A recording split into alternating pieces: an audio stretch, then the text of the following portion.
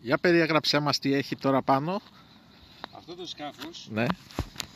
παραφύσιν, Ναι. έχει μια μπαταρία που πιθανόν να του κάψει τα πάντα. Αλλά ο τολμών νικά, φίλε.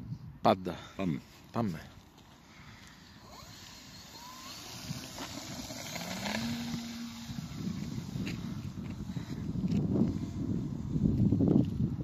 Δράκουλα, δεν έπεσε.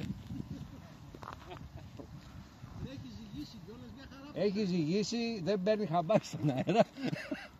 Κάτσε να του δώσουμε γκάζια. Αν δείτε λάμψη, πείτε μου να το κατεβάσω. Οκ. Πύραυλος. Ωρε φίλε. Ωραία, φίλε.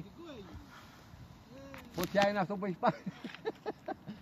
Αν είναι, λέει, καπνός, δεν είναι, λέει, τέτοιο αυτό που βάζει το καπνικό. Είναι το ESC ή η μπαταρία, ξέρω εγώ. Έχει γκαζάκι, Έχει. Κάτσε να κάνουμε κάτι να δούμε τι γκάζι έχει. Ναι, φεύγουμε. Καλά, εδώ δεν θα έρθεις, αλλά εντάξει. Εντάξει, αλλά δεν το ζόρι, ας πούμε. Ναι. Ακούει και αυτό. Ανεβάζει τροφές.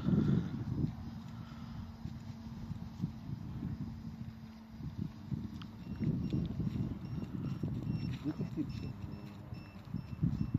Δεν είναι για μπαταρία, τι έχει. Γιατί χτύπησε, μπορεί να μου πει.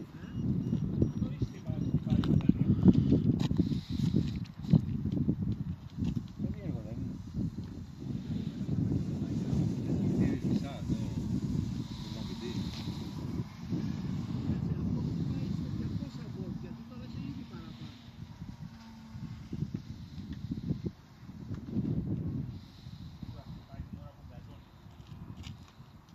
Χτυπάει το κελί, ρε Νίκο. Α, κοιτάει το κελί, ναι. Το πείραμα πέτυχε νομίζω. Το πείραμα πέτυχε, φωτιά δεν πήρε. Α, Χτυπάει πάλι ο μαγνητής. Μόλις τραβάς πολύ. Ναι, Μόλις ναι. φύγα τσίτα, τότε αρχίζει και βαράει. πάει, ναι. Λέω να το κατεβάσω να τσεκάρουμε γιατί είναι η πρώτη φορά που φοράει.